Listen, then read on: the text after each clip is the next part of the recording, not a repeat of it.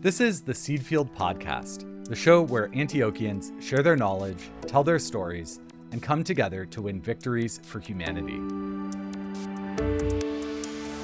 I'm your host, Jasper Nighthawk, and today we're joined by Colette Freedman for a conversation about the challenges and possibilities of socially just storytelling, specifically in scriptwriting for film, TV, and the stage.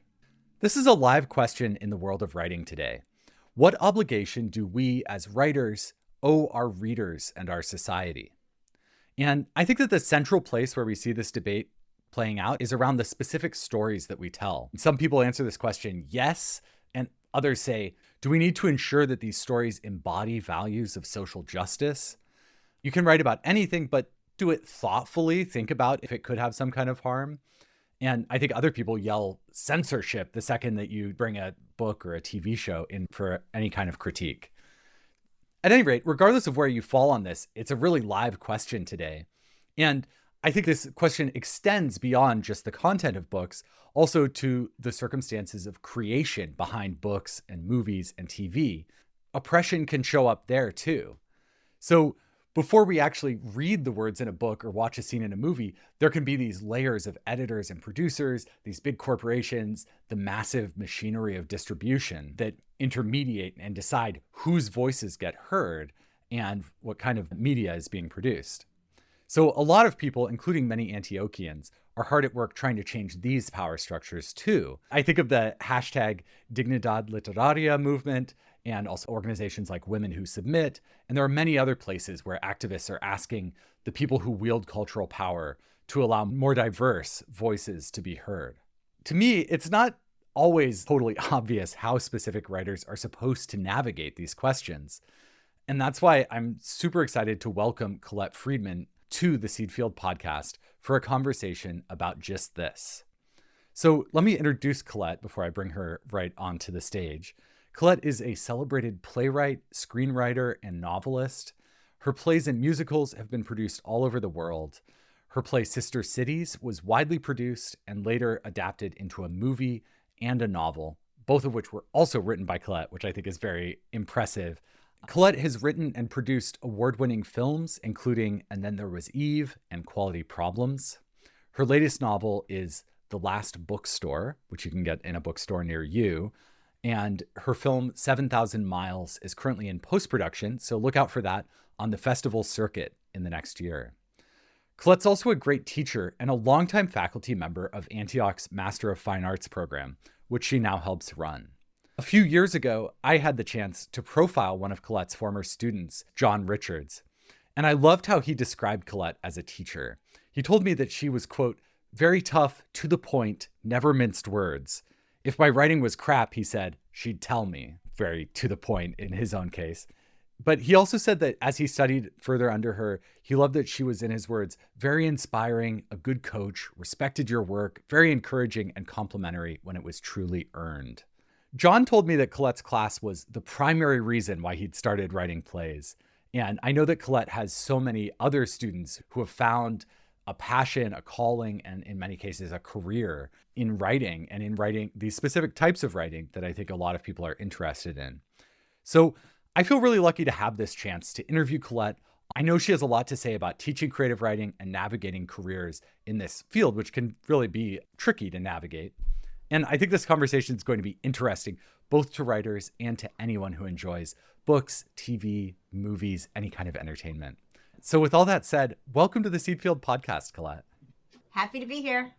So since our conversation today is going to be centering on social justice and sharing stories that can be underrepresented in popular media, I want to take a moment to disclose for our listeners a bit about the positionality that we're bringing to this conversation.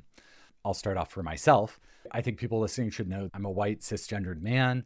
I'm not straight, but I'm married to a woman, so I move through the world with a lot of straight privilege. I'm not living with a disability currently, though I do struggle with anxiety and depression, as I think a lot of writers do, and just a lot of people in our society. I also should mention that I have steady income and steady housing. I take neither for granted. Colette, as much as you're comfortable, could you tell us a little bit about where you're coming to this conversation from? Oh, I have so much anxiety. I think every writer I know has anxiety right now. I'm white. I'm cisgendered. I live in an apartment. I'm pretty much the same and very similar to you. I definitely come from a place of white privilege and work daily to try and understand that and try not to subscribe to white fragility and have an open mind. And I love that our world is finally waking up, and with it, I'm trying to learn daily. I love learning. I guess we all are lifetime learners, and I'm always trying to be better. Thank you so much for disclosing those things about yourself and also for talking forthrightly about the work that you're doing to be better, because I think some people come in with an attitude of like, I have all the answers. And certainly as somebody who interviews people and wants to know more, I think it's great to not have that attitude with you. My first question for you is, how did you become a writer? I don't really know your early story and the path that you took towards writing in all these different media. I guess anyone who's a reader is a writer, and I've always been a reader. But the short answer is that I moved to Los Angeles to become an actor. And I was in a Mm-hmm. theater company with all the other actors, and we had a playwriting competition, and I was on the reading committee, and I had that aha moment, which is, oh, I can do better than this. And so I submitted a play under a pseudonym, Naomi Lefkowitz, about a nerdy sperm who convinces a self important egg that he's the one. And it was the one play that everyone loved and made it into the festival. And I had been a struggling actor for 10 years. And all of a sudden, I write a 10-minute play that does very, very well. We did a short film with it. It won a bunch of competitions. And I thought, what is the universe trying to tell me? And so then I started writing more plays. I adapted Iphigenia and Alice in iambic pentameter because I'm a Shakespeare nerd. I put up a play at the Odyssey called Deconstructing the Torah. And then I was really frustrated that a lot of the roles for women in TV and film used to be the girlfriend, the maid, the third or fourth person peripherally to the lead. And so I wanted to write a play with all women. And so I wrote it for myself and my friends about death with dignity, essentially, but comedy. And they called it a little play when we opened. They said, oh, everyone enjoy this little play. And then that little play has been done all over the world and translated into a bunch of languages. And it really swapped my artistic identity because I'm definitely a writer first. I still love to act, and I did my Yeah. projects in a smaller role, and I'll act when friends offer me parts and I don't have to drive in traffic to Culver City at 4 o'clock in the Hmm. afternoon. But I identify as a writer now because I love it and I'm good at it. That was kind of the roundabout way, was reading a bunch of plays and thinking I can do better. And I always say to my students, you've probably had that aha moment already by enrolling in Antioch because you're following your passion, you're following your dream. I didn't know what my dream is until it kind of smacked me in the face and woke me up that, oh, this is what I want to do. I want to empower myself and have the stories that other people can act in or I can act in rather than just waiting to act other people's words. Yeah. I imagine that you bring a specific understanding of what is going to work on the stage from your years of acting, though. I mean, do you feel like that plays into your ability to write for the stage? 100%. I think all writers should take an acting class, whether you're a novelist or a poet or a screenwriter. It's a big difference working from the inside out. You understand the motivations of the characters when you're an actor, because when you're an actor, you have to look at a script and make choices. And sometimes the least obvious choice is the best choice. So doing all of that kind of analytical deconstruction of plays or screenplays really informs you as a writer of how characters behave. Yeah. So I always say, please take an acting class, even if it makes you uncomfortable, because it's going to open up the possibilities for you as a writer of all the directions your characters can go in that perhaps you weren't even aware. I love how you say, even if it makes you uncomfortable. But I think so much of what teaches us the most is when we are kind of made uncomfortable or forced to consider things that previously hadn't been in our realm of consideration.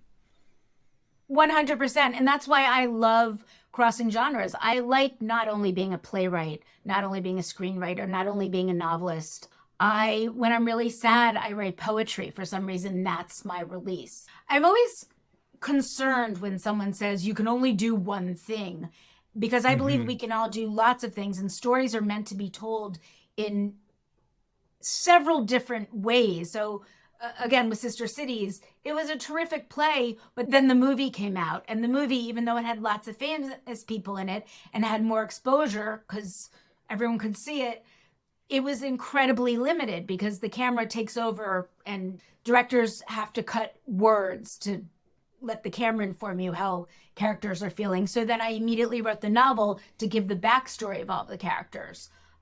There's so many different ways to tell stories and different stories to tell. So I know I'm kind of going off on a tangent, but what do you write?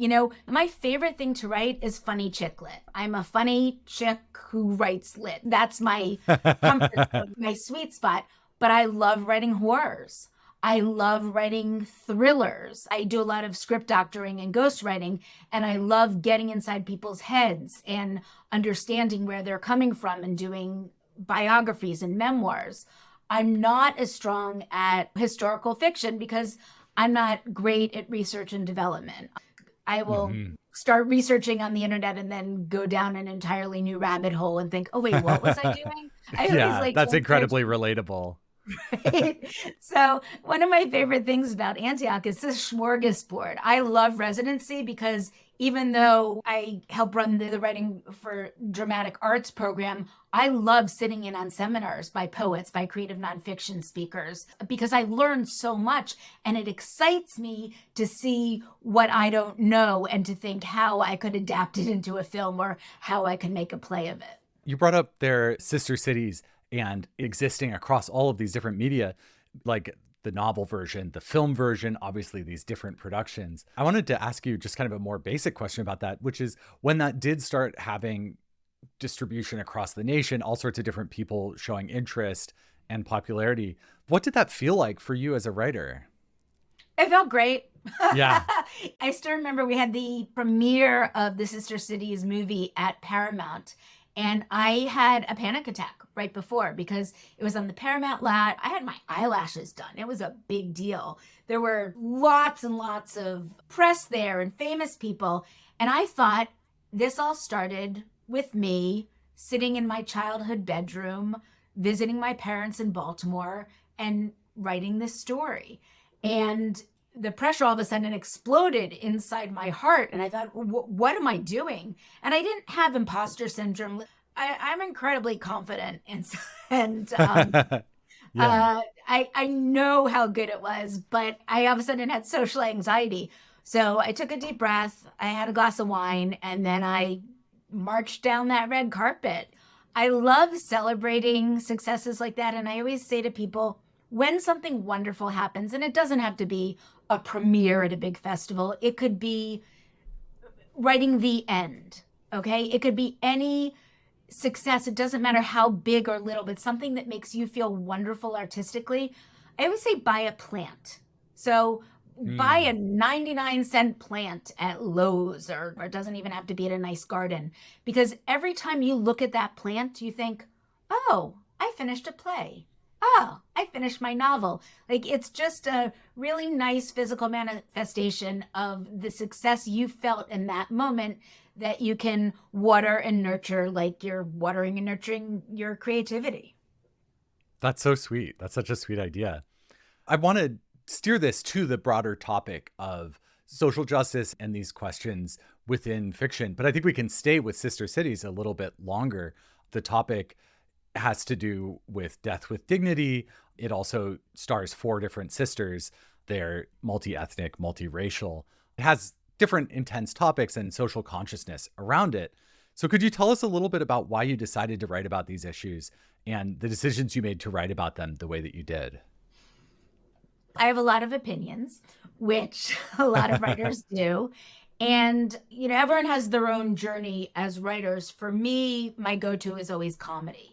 So the darker the subject matter, the funnier I'll be. Because when I started writing, I made the mistake the way most young writers do of preaching what I felt to my audience, to the point where I actually had a play called Soapboxing, where a conservative and a liberal were fighting each other, and it was all in rhyming, and I still remember it 20 years later. Can you put a Starbucks in Walmart?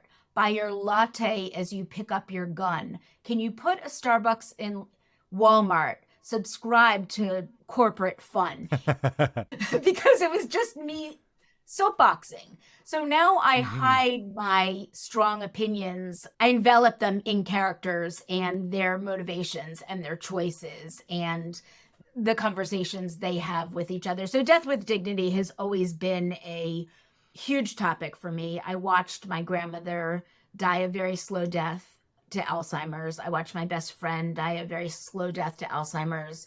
I watched my husband die a very quick death to meningitis. I've been around a lot of death, and I know death sucks. It's also scary. We don't know it. And so, of course, I'm drawn to it. I've always felt very strongly that we're in control of our own bodies, and it shouldn't be someone else to tell us what to do. So this entire play was basically my ode to death with dignity, and a way that a mother convinces her daughter to help her die. And with 4 different daughters, there are 4 different opinions, and every opinion is valid. I don't preach anymore because I'm a grown-up, so I understand that.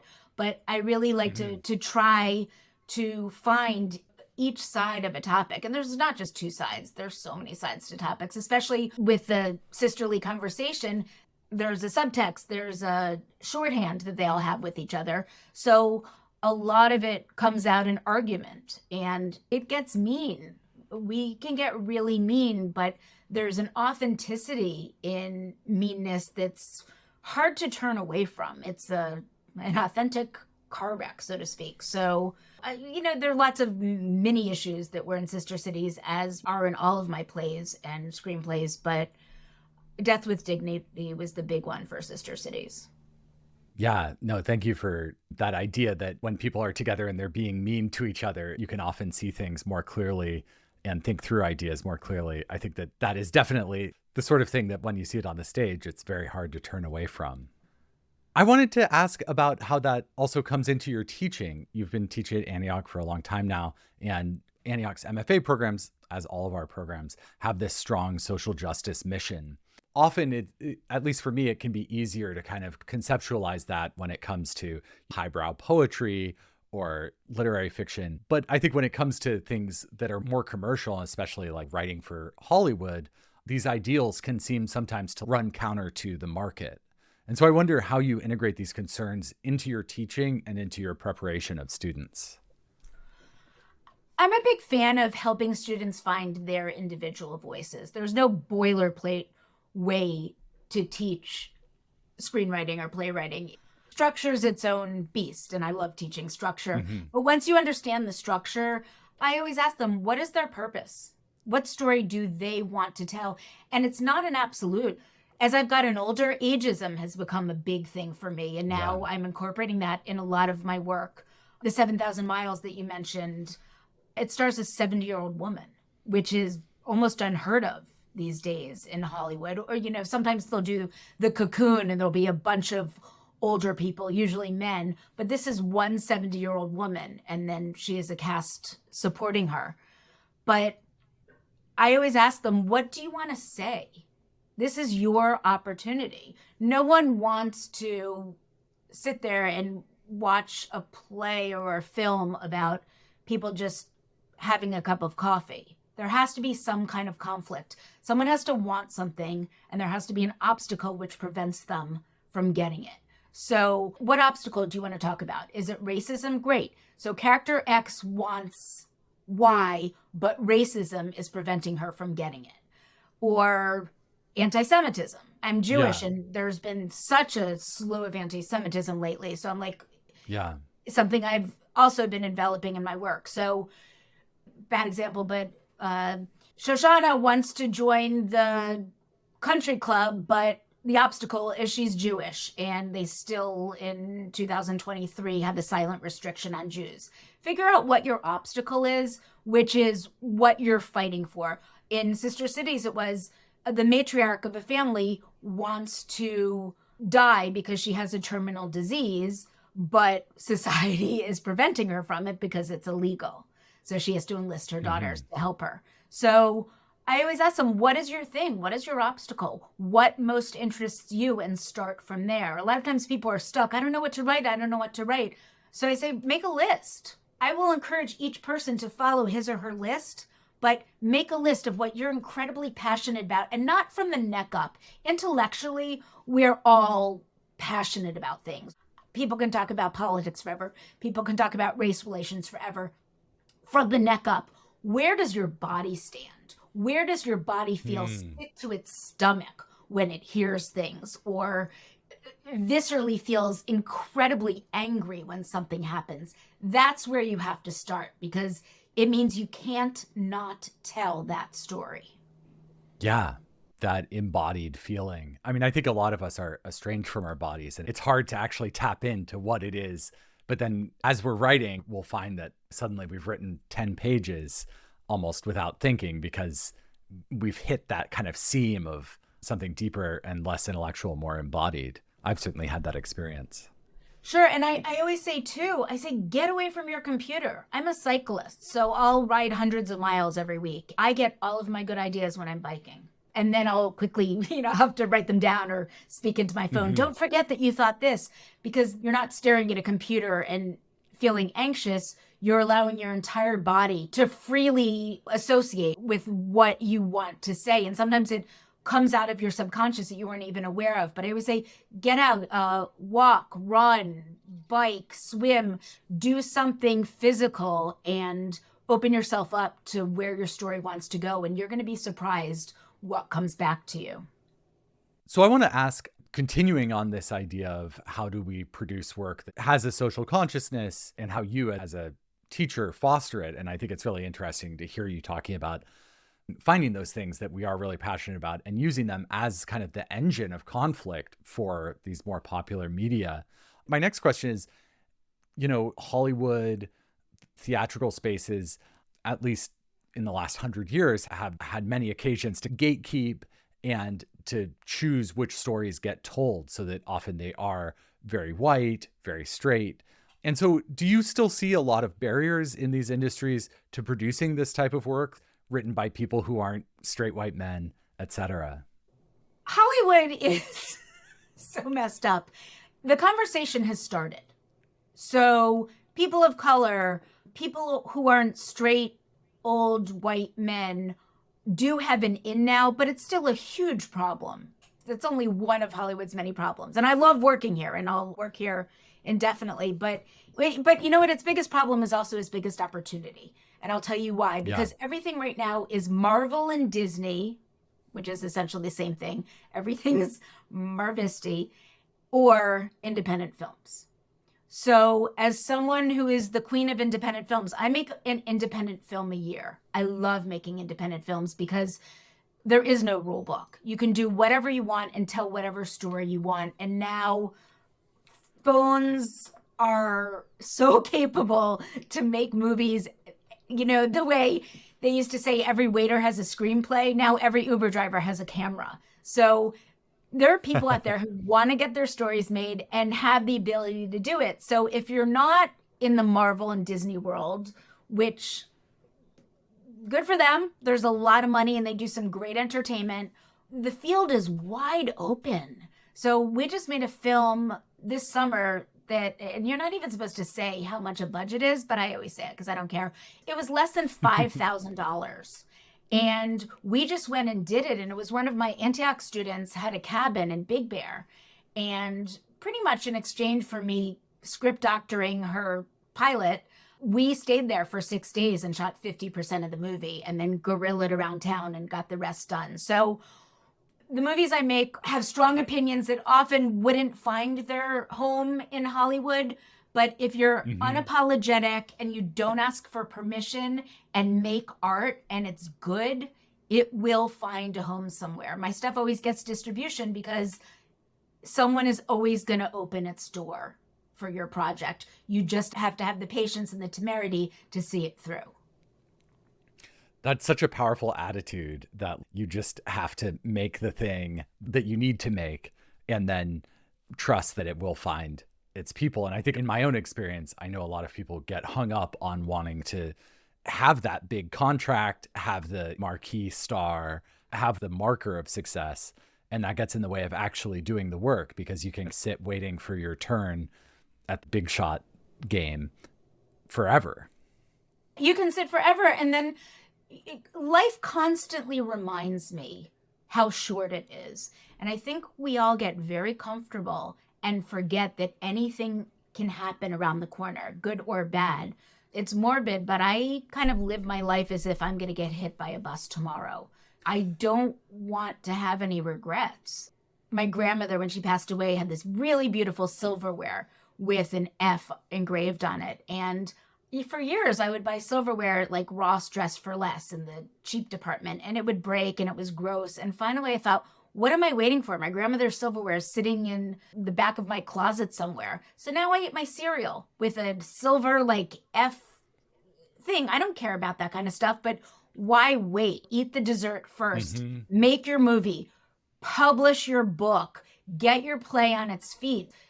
The gatekeepers are still there, but there's so many ways to get around it. And if you have a strong story to tell, and my Antioch students, they all do. They've written some amazing, amazing stuff. It doesn't necessarily take money. It just takes a lot of creativity getting it done. And I always say, if you're a good person, okay, if you're a good person, people will want to work with you. They will want to hang out with you. They'll want to be a part of your production. I know, because I want to be parts of other people's productions who I love. So when I ask people to join me in whatever creative endeavor I do, I'm a good person. So they're like, sure, we'll hang out with you, Colette. We'll make a movie with you. For advice, I'm like, just make your stuff. Be a good person and make your stuff. And it's the whole build it, it will come. It will come. You have to believe in it more than anyone else does. You'll get in trouble when you give up hope, and no one can believe in your project more than you.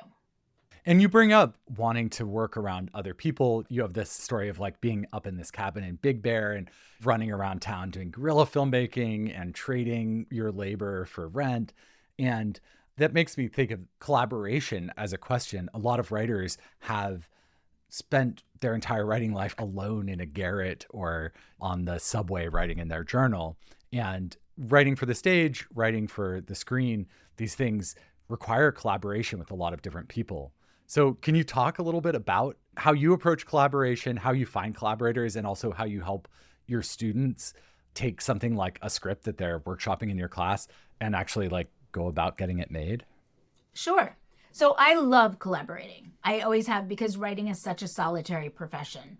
So I've been collaborating from the beginning. My first collaborator was an Irish writer called Michael Scott, who had a book series called The Secret Life of the Immortal Nicholas Flamel. And he found me through the play Sister Cities. And we wrote a book together where, because of the time difference in Ireland and Los Angeles, he would write, then I would wake up, rewrite his chapter, write, then he would rewrite my chapter, write, and we just went back and forth the entire time. And that introduced me to, two of us are sharing a baby. And it's any parental relationship. You're going to argue over the kid and what's best for it and who feels more strongly tends to win. But it's also, you're not lonely. And I love combating the loneliness. My best friend's my writing partner, and she and I have written 14 Lifetime thrillers that have been made. And it's sell your soul kind of rent money stuff. And what we do is we write until we say, I just can't hear you do it. You do it. So that's a different kind of relationship. For my students, Antioch is a great place because the way the low residency program works with the mentorship is that it really is script doctoring and working back and forth to help them craft the best screenplay or play possible. Then in the particular case of that, I say, enter contests. That's the best way to kind of get your name out there. Agents aren't going to look at you. It's the same as books probably, they're not going to look at you if you don't have any credits to your name, and they're not going to want to read an unsolicited script. But if you submit it to a contest, you submit it to Blacklist, then you're starting to get buzz. I always say jump past that and write a screenplay that you can make yourself. One of my incredibly strong students did that this term. He had spent the last term writing big, futuristic, robotic films. And I said, write something you can direct. He's a super smart guy. He has the access to actors and equipment. Write something in one location you can direct, because that's going to get you exposure. And then agents and managers and Hollywood is going to come to you and say, what else do you have? And then you can give them your big robot script. So I always say, try to write something that you can produce. Same with plays. Plays are incredibly producible. So write something without 25 characters. Sister Cities had 5 characters in a living room location. So it was an incredibly producible play, and that's why it's been produced so much. So I feel like I'm hearing that you're saying these worlds may seem to have these very strong gatekeepers and kind of opaque institutions, but the answer to that is just to do your thing and find ways to do it with no budget, or with a small contest, or with your friends in your backyard, and to just press forward and kind of build your CV on the fly without asking for permission. 100%. I think my website says stop asking for permission. That's what the Duplass brothers did. That's what a lot of incredibly successful people did. They just started telling stories themselves. And if it's good, people will take notice. That's beautiful. We are coming to the end of our time for this interview, unfortunately, because I feel like we could talk forever. And I also feel like I'd like to take a class from you at some point. As I was researching this, I was looking at the Amazon page for your book, The Last Bookstore, and it has many rave reviews from readers. And I loved this one review where the reviewer said, "I've been in a book rut till now. For years, I waited to find a story that gets me so involved that I want to finish the whole book in one day and give up meals and Netflix for a chance to delve into another world. I devoured this book, and as a mom with 2 toddlers in quarantine whilst working, I don't give up my free time easily. Absolutely love the story, the characters, the message, and the love behind the story." And that's a great review, I have to say. Until you said it was a mom with 2 toddlers, I was like, did my mother write that? No, it seemed incredibly genuine. And I just was reading that and I was like, man, what a lovely impact to have on somebody's life. And so I just wanted to close with the question, like, what has it meant to you to have this career in writing and teaching? I love it. I would not do anything else. I always ask people when I meet them, and it doesn't matter if they're 15 or 50 or 70. I always ask everyone the same question, which is, what do you want to be when you grow up? And it's fascinating hearing all the different answers. And then when people say, hey, what do you want to be when you grow up?